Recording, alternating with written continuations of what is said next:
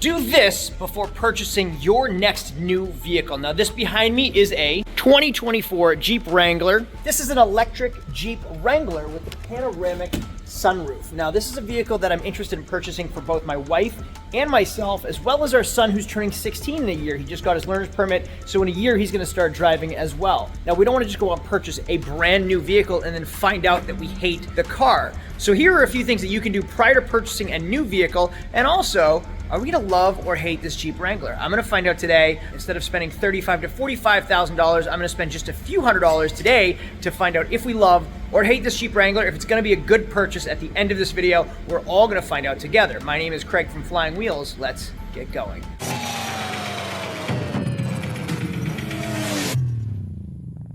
So once again, 2024 Jeep Wrangler Sahara 4xe, meaning electric vehicle. Now this is a hybrid, but it does qualify for electric vehicle credits, which is great for us, $7,500 tax credit when you purchase one of these. Now, what I like about the Jeep Wrangler is the windows are removable. I'd prefer a full hard top, but I wanted to experience this panoramic roof that folds all the way back without having to remove the entire top. I've had Jeep Wranglers with the 3-panel removable roofs that are easy to remove the front panels, not so much for the hard top rear panels. This Jeep Wrangler, I'm curious to see if it's more practical than the fully removable roofs, which is why we rented this vehicle. Now, what do you mean you rented this vehicle, Craig? Well, you'll see this lock box right here, and this key right here. I rented this Wrangler on Turo. I'm at Logan International Airport. Now, I live in Florida. I used to live in New Hampshire. I'm here to visit some family. Now, what better opportunity to see if we like this Wrangler than renting one for ourselves to make sure it is practical, useful, and reasonable to use. Now, the Turo was pretty simple. I've been messaging her all day. It was significantly more expensive than just using a regular rental car, but if I punch in my code right here, the key pops out. We can get in our car. It is a near brand new Jeep Wrangler with just 16,000 miles on it, and we even got a gift, which was a nice little touch. Now, renting this with Turo came with a lot of extra requirements. My driver's license had to be submitted, my insurance had to be submitted, which is just like renting a regular car. But now I'm going back and forth with one person instead of a corporation, which was actually kind of nice. Now, there were a lot of requirements and do's and don'ts that we were and were not allowed to do with this Jeep Wrangler, one of which is going off-road. Now, you'll see these have the fabric floor mats. Well, today's video is brought to you by 3W Floor Liners. Now, believe it or not, I checked this as a bag on Delta and brought it back to New Hampshire with me because they've been sitting in my garage for well over a month. But my father just bought a brand new Jeep Wrangler, so at the end of this video, I'm gonna gift him with the 3W floor mats after we're done keeping this Jeep Wrangler clean. Here is our rear floor mat. These are actually pretty tough and rugged. All of these are pretty heavy duty. Now you can see this fits right in. It does have plugs where the buttons and the snaps are on the original floor. Now, if I want to keep the original fabric floor mats in, I just keep this plugged in right here. If I want to remove this and snap them in, I can remove this plug right here and snap these in, but I'd rather keep them up and over the original fabric floor mats. Now that I moved my gift pack out, you can see the passenger side fit in there perfectly as well. 3W floor mats and accessories are crafted to be unique. They're custom crafted to perfection, and each car mat is meticulously designed to complement your vehicle's interior. The 3W mats are built to be durable, withstanding wear and tear, maintaining their shape and quality over time as well. If you're interested in getting yourself a pair of 3W floor mats, there is a link in my description. As far as Turo goes, it was very easy to get in and out of the airport. I'm at the airport overflow lot. I don't think I need to pay to get out of here. Now we have our key lock box right here. Right off the bat, this is an electric vehicle, hybrid electric vehicle. If I push the start button, I pushed the button several times already thinking that the vehicle wasn't starting. I was waiting for the engine to run, but it's a hybrid. So I'm gonna roll the window down, remove this lock box and just put it aside, and then roll up the window right here. Now, something I'm noticing about Turo, this poor gentleman has been waiting for me to leave this entire time. I didn't realize that. The airport only has like small designated spots. Look at 1 vehicle, 2 vehicles waiting for me to leave from the Turo lot. I didn't realize that while I was shooting this video. Now I'm stuck here with the other 2 while this guy tows the Honda Pilot all-wheel drive with his rear wheels up. So that's really not an appropriate way to tow a car, because that is an all-wheel drive car and you cannot be towing it by the front wheels down. Now that I'm here, I'm just realizing that when I return this Jeep, there's gonna be no Turo parking. So I'm gonna have to get here extra early and sit in my car until a spot opens up, it looks like, is what the other 2 people have been doing. So the reason I like these videos, look at, there's another guy waiting as well. The reason I like these videos is I learn right alongside you do. So I just realized That guy has been waiting all day, he said, for a Turo spot to park his car to either go to the airport or drop a car off for the passenger renting the vehicle. Which means when I drop this car off, I can't be in a rush, because if there's no spot, I don't know what to do with the vehicle. I'm gonna park it in the gosh darn parking garage. That's not my problem. Geez, I never really thought of that being an issue. As far as the Jeep Wrangler goes, you can see I have all my power on the instrument cluster, but I don't have the radio. So, oh, there we go, okay. So we just have to turn it on and off. What do we have for range? We're getting 19.6 miles per gallon right now, averaging 241 miles per tank, which doesn't seem any better than a regular V6 Jeep Wrangler. They're averaging 19 miles a gallon in a hybrid. 90% battery charge, so we didn't get it with 100%. I've owned several electric vehicles, never electric Jeep. It is weird just driving on the electric motors in a Wrangler. I thought this was more like a hybrid where you're driving on the gas engine and then it stops for battery when you're at parking spots. I'm gonna hop in real quick and give you the specs of the Jeep Wrangler, because I've had the 3.6 liter Pentastar V6. I've also had the 3.8 liter V6 that was in the Jeep Wranglers previously. I am not a fan of 4-cylinder Stellantis engines. Stellantis owns Jeep Chrysler. They are in the Jeep Patriots, they're in the Jeep Compasses. To me, they're rattly, they feel weak, and then to add power, they've added a turbo. So let's go over the specs of the 4xe Jeep Wrangler real quick. Now, this vehicle features a 2-liter turbocharged 4-cylinder, which is the turbo version of the Compass engine. It also has an electric motor, and it produces a combined 375 horsepower and 475 foot-pounds of torque, which is crazy for a 4-cylinder engine. What scares me, though, is how long can sustain 470 foot-pounds of torque out of that small little 2-liter engine. The Wrangler 4xe also has a total driving range of up to 370 miles with an electric driving range of up to only 21 miles and a towing capacity of only 3,500 pounds. It's also equipped with an 8-speed automatic transmission, and again, the all-electric range is only 21 miles. Now, it's said to get 49 miles per gallon combined, which seems a little crazy because the average on this car says it's 19 miles per gallon, and it charges in under 2 hours with a level 2 charger, which is a high-speed charger. On a 110 charger, though, it can take up to 7 hours. So I am going to reset the average fuel economy so we can see what we get on this weekend trip. Welcome to Boston traffic. Right out of the airport, I am stuck on rush hour traffic at 4 in the afternoon on a Wednesday. This is going to be awesome to get back to New Hampshire like this, all the way back to New Hampshire. So what should take 40 minutes is going to take me near 2 hours. Here's something crazy. It's been 20 minutes. I can see where I parked right behind me still. I haven't even do the tunnel yet. I was at 90 when I got in my Wrangler. I am at 81%. I haven't gone over 5 miles an hour since I got in this car, and I've used 9% battery. Just left the tunnel. Officially started moving, but in traffic. We're in Everett now. We are at 69%, so we've used roughly, 21% battery, and we're officially running. So once I hit the gas to get moving just a little bit, engine finally kicked on. So we drove through Boston on battery at least. I've gone about 15 miles. Now I'm going 70 miles an hour and the engine shut off. So I am driving off the battery at 70 miles an hour, which is kind of neat. Unfortunately, I'm at 21%, and I'm not going to be able to charge this thing while I'm away this weekend unless I go to an Electrify America or something. So I think it's just going to drain the battery, and then I'm going to return it with a full tank, I think, and not charge this car. I didn't really think of that. And I've used a quarter of a tank of gas already. It's weird. A few minutes later. We are almost to New Hampshire, and we are at less than 1% charge. So what happens? Do we just go to a gas 4-cylinder engine after we lose all of our batteries? So the rest of the week, we don't have any battery unless I find a charger. And can I use this car on a regular charger? Like, can I stop at Electrify America? Or does this take like just your 110 plug at home? I got no direction on this thing.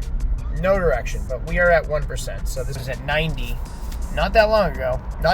15 miles ago, 20 miles ago, is now at 0.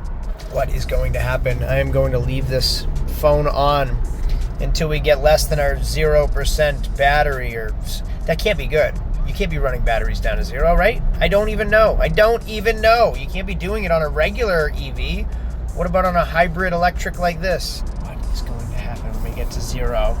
I think we're just going to use a 4-cylinder engine. And to be quite honest with you, I don't love these Stellantis engines. It's the same engine that's in like a Jeep Patriot, a Jeep Jeep Cherokee, the cheapy Jeep Cherokee, like the throwaway cars? Is that the same 4-cylinder that's in this thing? Just a hybrid motor? I don't know. I know that the ones in the Jeep Patriot don't last more than 120,000 miles. I wouldn't want a 4-cylinder in a Jeep Wrangler if it was that engine.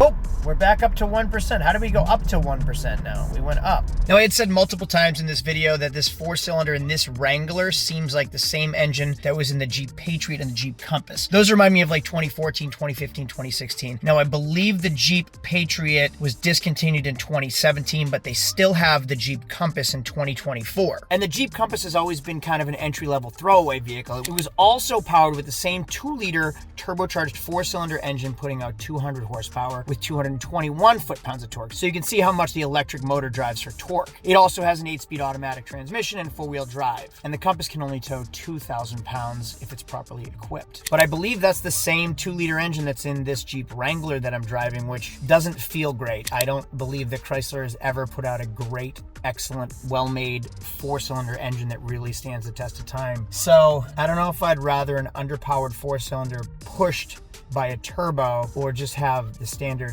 6-cylinder. I know the Hemi would be great, but we're talking $80,000 for the Hemi. So that's mine right there, Sahara. You'll see the triple match color. You have the color matched fenders, hard top roof that's not removable, and then your body color.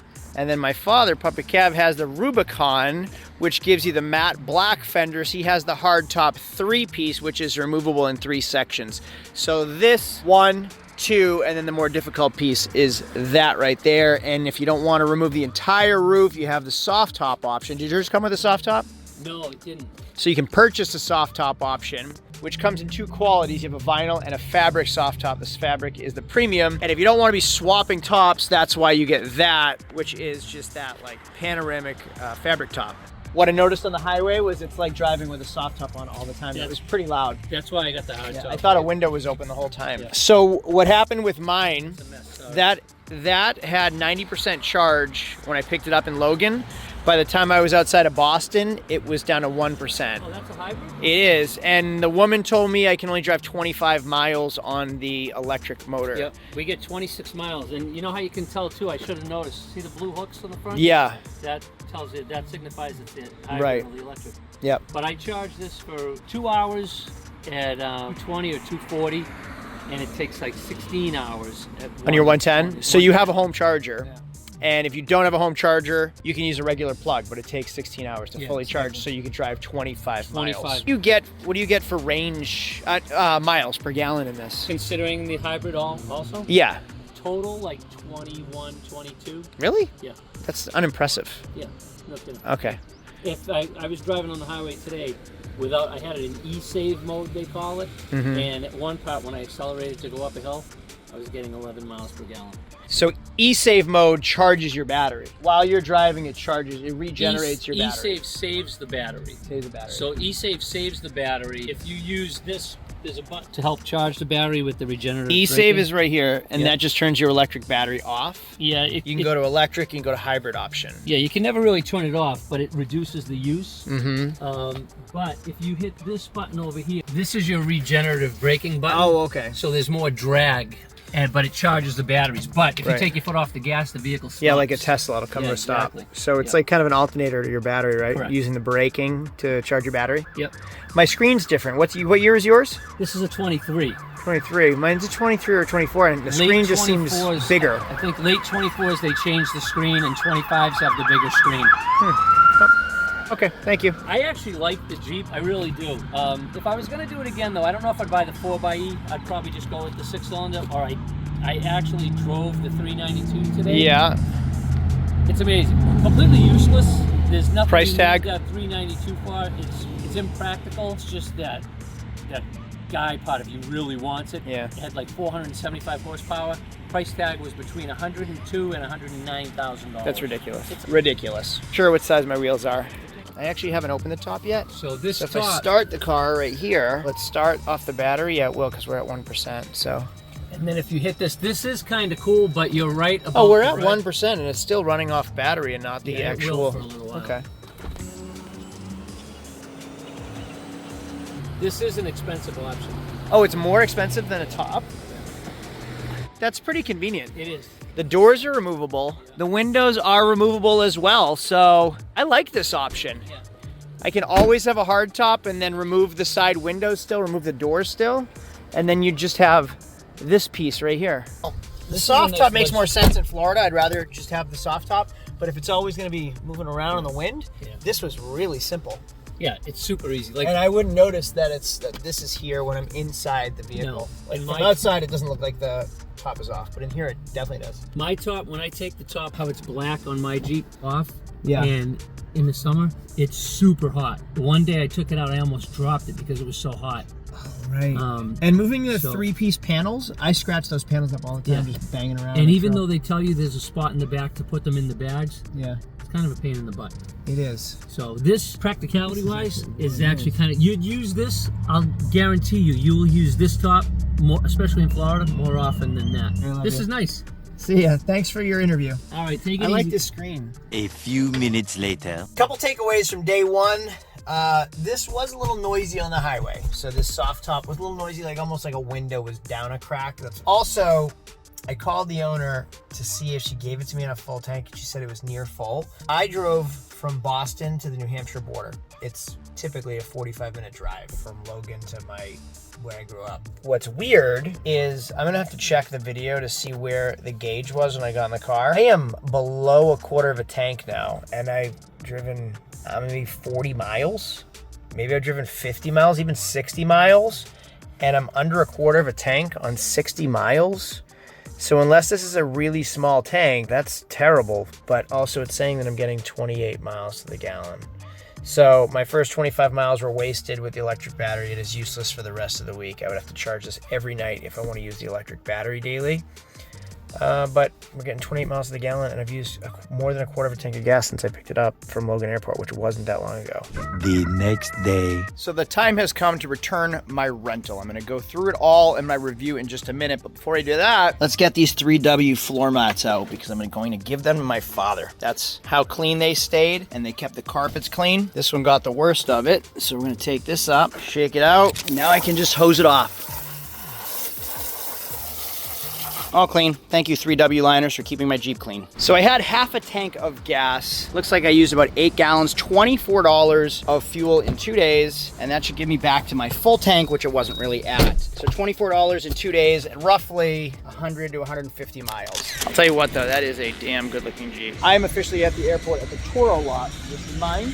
You'll see this one, you'll see this one, you'll see that one, you'll see that one, all in line waiting for a Turo parking spot. So all these people are just waiting for an opening to leave cars for the guests to come and pick up a Turo. It's crazy. So look at this. This is all that's available, and every spot is taken, including that one down there that looks like it's double parked, taking up 2 spots. So I'm gonna go park in the parking lot, and the Turo owner is gonna have to pay for parking because I'm not gonna miss a flight because of this inconvenience. This is ridiculous. And I still have to take a bus from here all the way over to the airport. My Turo experience is over. It is complete. I ended up parking in the economy parking. Now I'm kind of in a rush to get to my flight, and Turo needs photos of everything, interior, exterior, every angle. And I get it, it's to protect me, but it was an added extra 5 minutes on top of parking in the farthest parking lot at the airport, which I have to take a bus now to the airport. So just there's a lot of little things that go along with it. I'm gonna give my review on the Wrangler in just a minute. 1 week later. So I am back home in Florida now, and we don't need this big giant Escalade anymore. Our kids are getting a little bit older. I think I am gonna go for a Jeep Wrangler. But if I had to choose the Jeep Wrangler out of all of them, I do kind of like that panoramic sunroof. I like that it's push button. I like that the side windows go out. The doors are still removable. I don't love the 4-cylinder turbo. I don't mind that it's an electric vehicle. I honestly think it's a little silly that I can only drive 25 miles. It's really honestly useless to me. The miles per gallon, not that impressive either. I know they say it's a combined 47.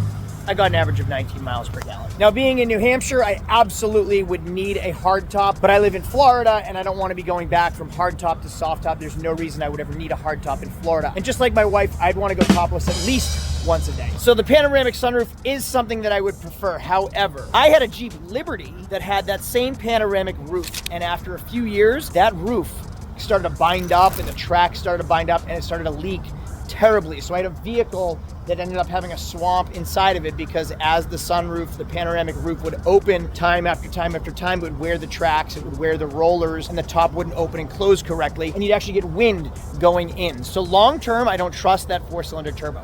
Long term, I don't trust that panoramic roof. I would rather a premium fabric soft top, and if I live up north, have the hard top for the winter, just like all my other Wranglers. I'd also prefer the Hemi in a Wrangler, but now we're talking $80,000 to $90,000. This 4xe has an MSRP of $60,000. My father's Rubicon, $69,000 for a 4-cylinder Jeep Wrangler, which just blows my mind. Now the Pentastar 6-cylinder, the 3.6 liter V6 is the same one that's in the Grand Cherokees or the Chrysler Pacificas. They've been using this engine forever. They had some lifter problems. I'm not sure if that's been taken care of in the new Pentastar V6s. I'd prefer the V8, the Hemi, but that's $80,000 to $90,000. And the 4-cylinder, I guess it's just Jeep's version of going green. That's their way of saying, hey, we are electric, we are the future, we are going green. Now rumor is 2026 or 2027, Jeep Wranglers are going to be only electric. So we're talking about hybrid, the plug-in hybrids and electric versions. They're not going to offer the 6-cylinder. And I think Chrysler's getting rid of the Hemis in all their cars and their Jeeps. Now there is a little twist to this video because after I left, I came home and my father said, hey, I want a Gladiator. I bought a new Jeep Gladiator. Do not